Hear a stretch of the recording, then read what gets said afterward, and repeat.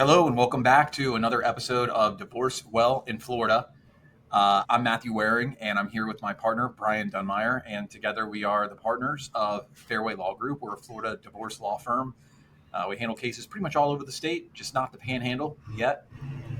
Today we're going to be talking about communication in divorce.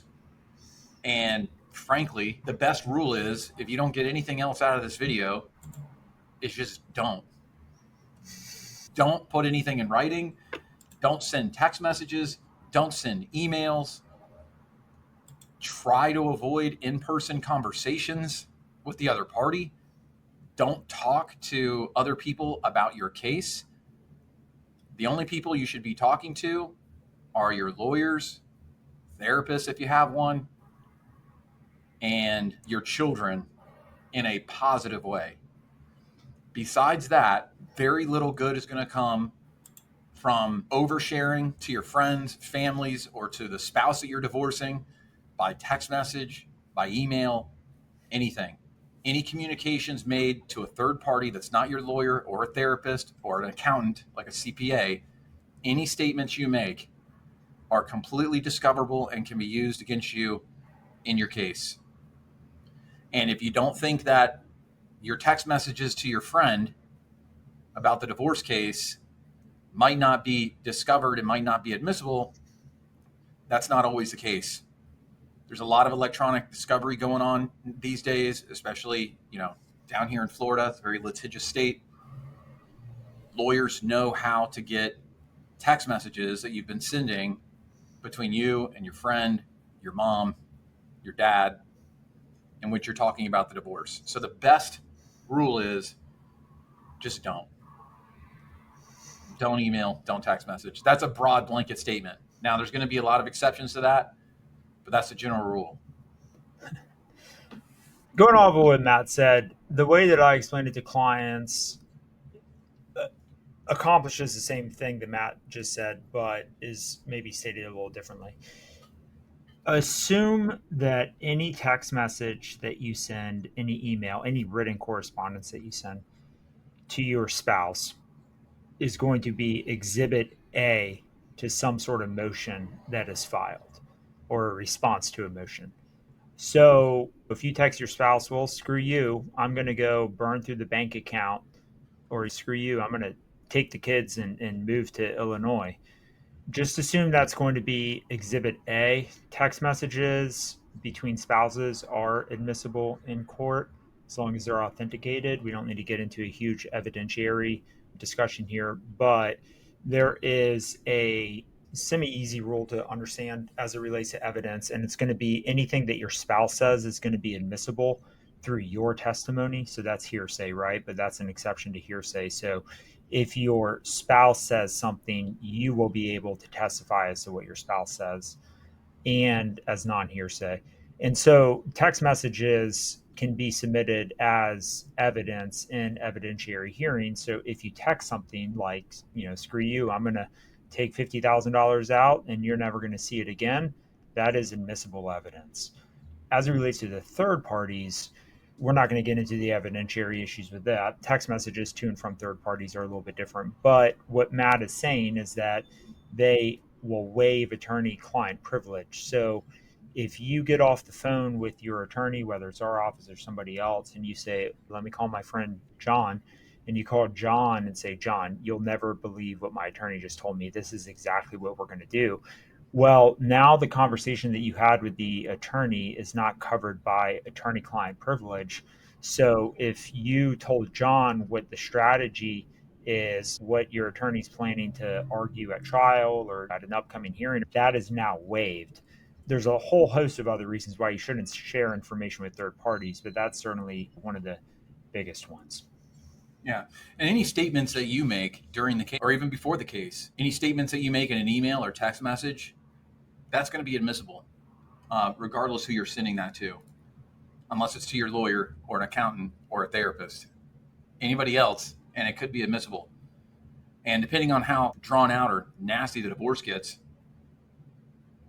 discovery can kind of grow, and it might, especially if there's somebody that's going to be a witness in the case, That's where we kind of see it most often. Let's say there's a business involved in the marriage. You started a business, you both kind of been active in the business, and now the business has to be named as a party in the divorce case. The business has a central employee that works at the business, and you've been communicating, or your spouse has been communicating with that employee of the business about the case, maybe about strategy, maybe it's about important personal things that you'd rather just have private. Well, since that business is now named as a party in the divorce case, and that employee may eventually be a witness in the case, may have to testify. And then before their deposition testimony or before their trial testimony, the other side serves them with a subpoena for them to provide all text messages and emails between you and them since the divorce case was filed, and then do you really want all that stuff coming to light? So that's why it's best just to not have communications about the divorce case, the strategy, personal, private, confidential things with third parties. It's a lot easier said than done when you're going through a lot and a divorce is challenging. You want to talk to everybody. You want to talk to your friends that have already been through a divorce. You want to talk to your family. But it's okay. It's okay to share certain things. We're all humans at the end of the day. If you're listening to this, this is a podcast about divorcing in Florida. So we're looking at it from a strategic angle.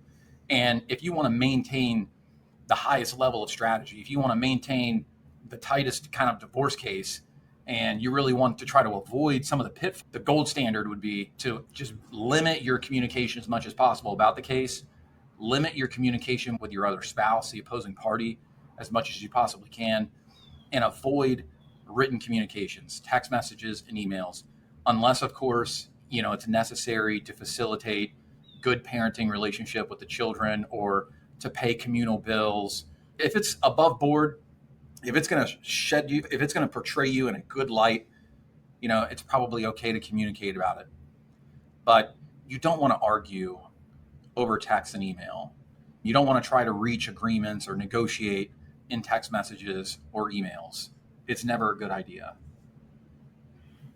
The reason why, from a psychological standpoint, when people are going through divorce, it can be tough. You can be angry, lonely, you or your spouse or both. And a lot of times people just want to talk. And it's not, oh, if I talk for 5 minutes or 10 minutes or an hour, I'm going to feel 100 times better. My problems are going to be fixed as human beings. And I'm really big into reading about psychology and the way that human beings interact and stuff like that. But it's always good to talk about problems and things of that nature. But very rarely, if ever, do you ever actually come to a definitive conclusion or something where you figure it out. From a psychological perspective, you're not really ever going to be able to figure things out. Okay, why somebody acted the way that they acted, or had I just done this a little differently, maybe something else would have changed or something along those lines.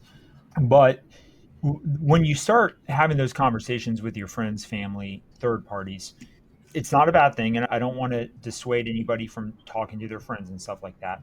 But everybody has their opinion on things. And so what happens as a divorce attorney is we'll come up with this somewhat maybe complicated or very strategic plan, for your case about child custody or how we're going to dispose of a marital house or something like that. And you go and you talk to your friend who knows nothing about the actual laws in the state of Florida as it relates to equitable distribution or time sharing or the best interests of the child factors or Chapter 61 regarding equitable distribution or the imputation of income for your former spouse who's licensed as a medical doctor but not working as a medical doctor, whatever it might be.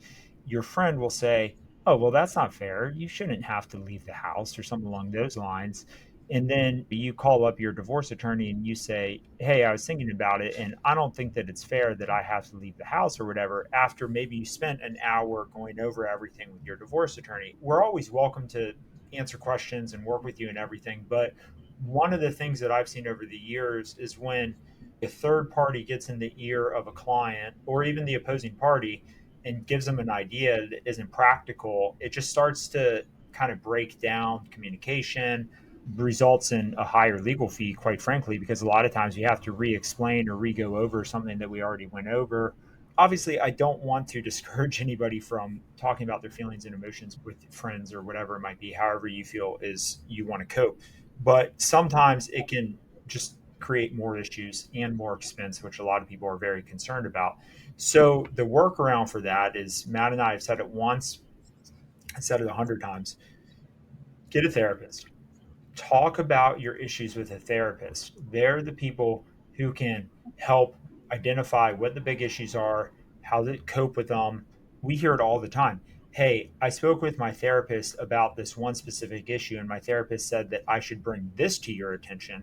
And since therapists are trained to do that, typically they can also help you identify what the big issues are that Matt and me and the attorneys here should know about because they're trained in divorces and readjustments of families and things of that nature. So definitely getting a therapist. You can either do it the old school way, going to a therapist in your city and sitting down with them, or you go online. Yeah. You know what? When you're getting a therapist, what you're doing too is you're paying for privacy. You know, yeah, that's somebody that you can vent out everything. You could have conversations about all this stuff, get a good perspective from somebody who's witnessed tons of marriages unfurl and who has helped a lot of people through divorces. And they can kind of give you the bird's eye view of the whole process and help coach you through it. But all the communications are going to be private. So that's really helpful. Same thing when you talk with your lawyers, our communications are going to be private, so long as there's not a third party listening in on the line or something like that. But listen, you know, what's discoverable in divorce cases, like what to be on the lookout for? Pretty much everything. Text messages, emails, voicemails. If you called your ex or you called your spouse and it's a late night call and you might have been kind of drowning your sorrows at the local bar, and then on your way home you call your wife and you leave her a really nasty rambling voicemail. Well, now that voicemail can be used as evidence to not only show that you may be unstable emotionally, you might have said things in there that can be direct evidence to use against you in certain ways, but it also is not a good look. That's not going to bode well for custody determinations. um, so you just want to be very careful about what you do. Direct messages on apps like Instagram, Facebook, TikTok, all that can be discovered.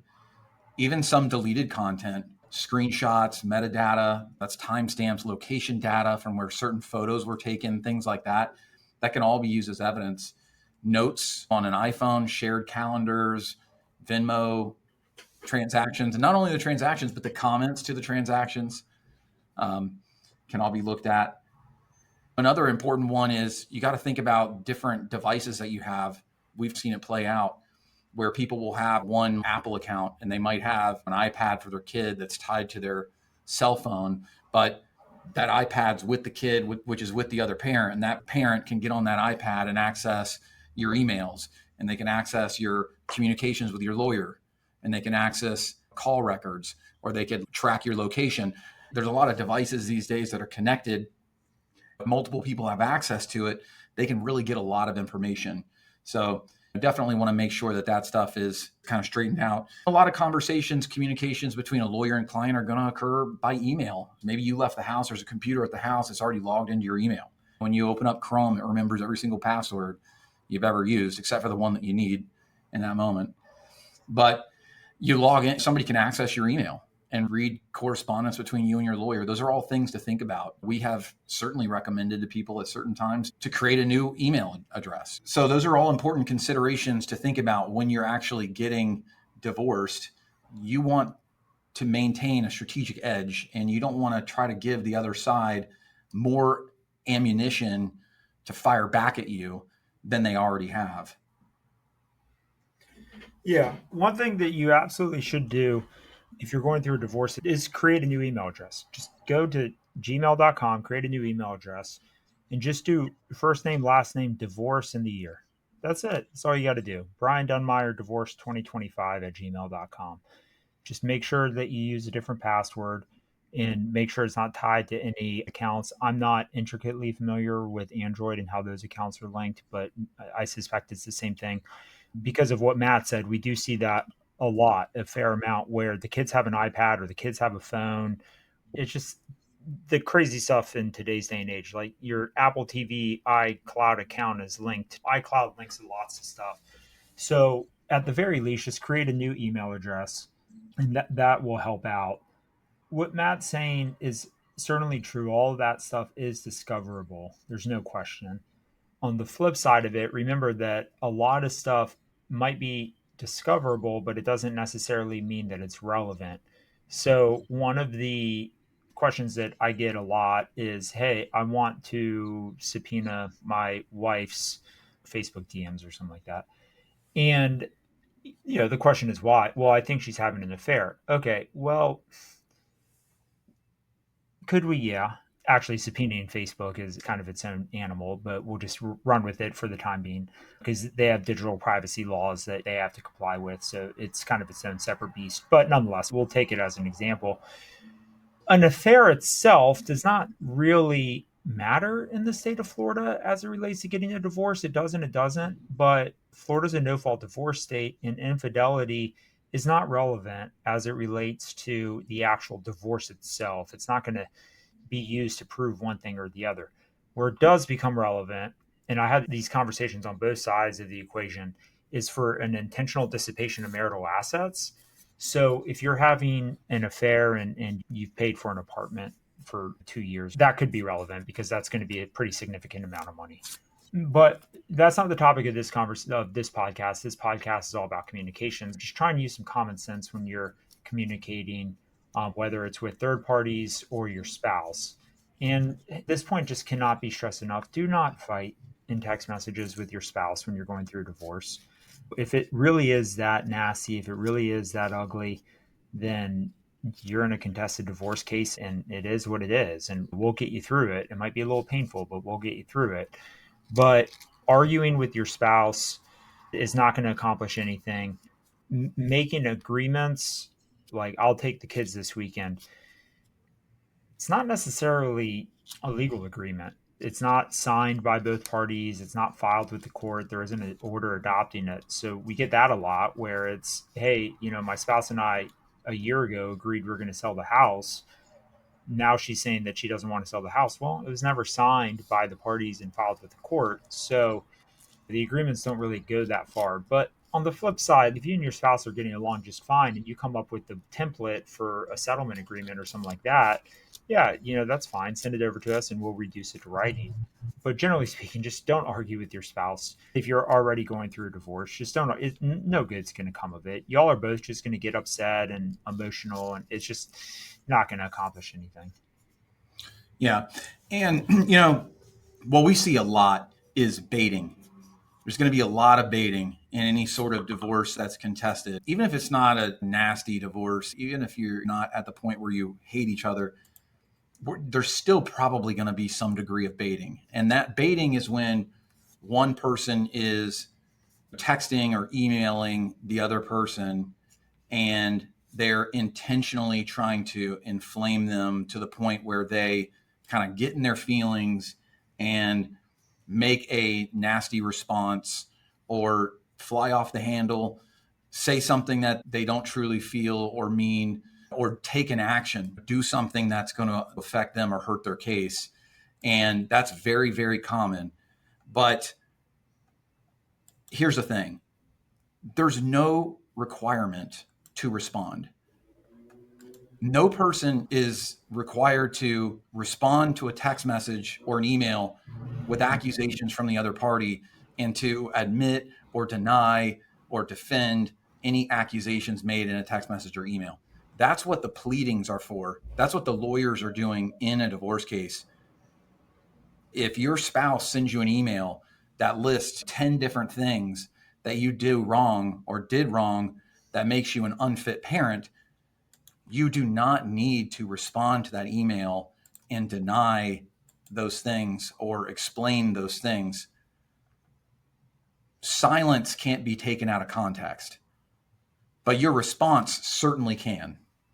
So if somebody sends you something that you disagree with by text message or email, there is no necessity to respond. People can completely ignore that. And the fact that you're not responding or the fact that you're ignoring it does not mean that you're adopting those statements.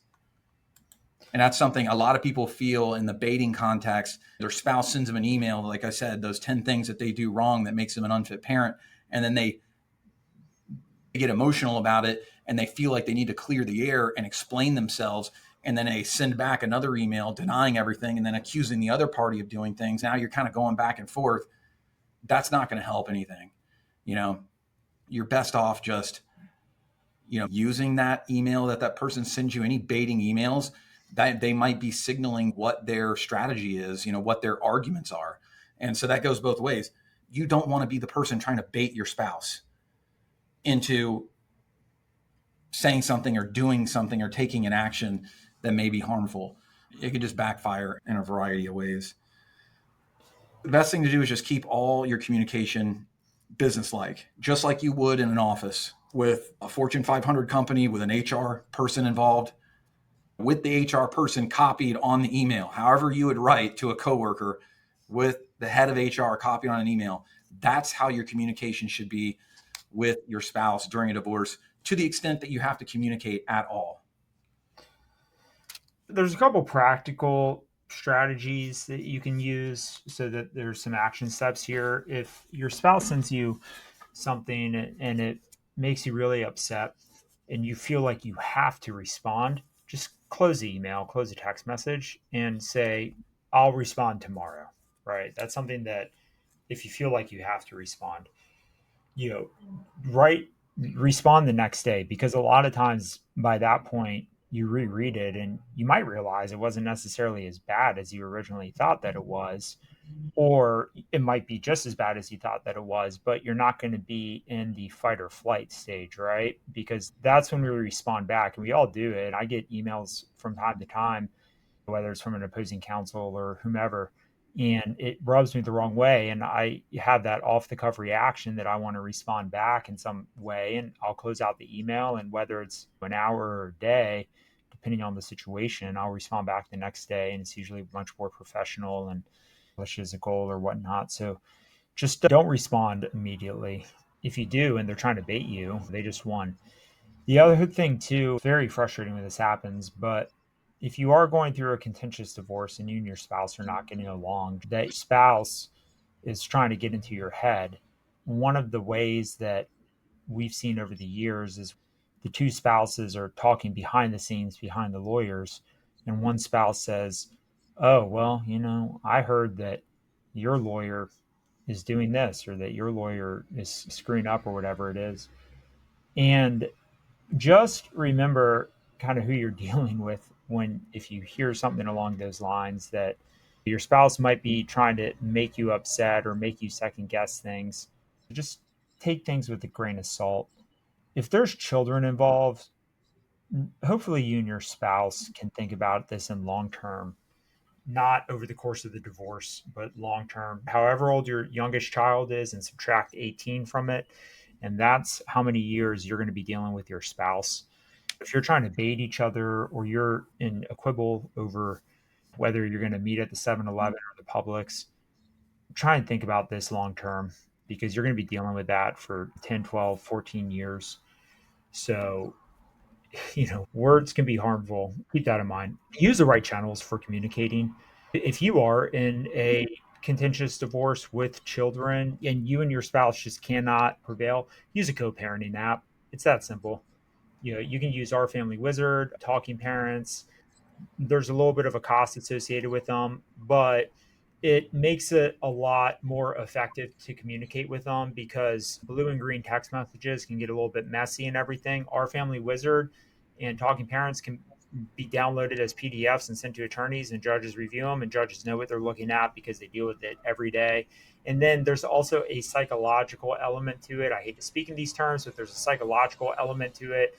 I am on this Talking Parents app, and I know the reason why I am on this Talking Parents app is because my spouse and I cannot communicate so effectively. So I know that there's a possibility that this app thread can easily be downloaded and used in court. So therefore, I should be on good behavior. And your spouse is thinking the same thing. We see a lot less. If you get to the point that you and your spouse are not able to communicate, or it's just constant, just back and forward, If there's any communication problems and you've got minor kids, we're going to almost always recommend getting on some sort of parenting app. They're actually very cost effective and very easy to use. You can make phone calls and FaceTime through them as well. So kind of takeaway here is limit your communication as much as possible with everybody when you're going through a divorce. If you really feel like you got a vent, you got emotional stuff going on, definitely be in your best interest to have a therapist, somebody you can talk to where you're paying for privacy. You want to avoid engaging arguments with your spouse on text messages and emails, and you want to understand what the baiting kind of behavior looks like so you can avoid it, and understand that there's really no obligation to respond to. And then always be aware that anything that you say in text messages, emails, social media posts, comments to social media posts, all of that can ultimately be discovered and used against you if it's relevant in a divorce case. You just want to be careful what you say and to whom you say it. All right. Well, with that, this will conclude another episode of Divorce Well in Florida. We hope that you guys stick around for another episode, which will come out next week. And again, my name is Matthew Waring, and I'm here with my partner, Brian Dunmire of Fairway Law Group.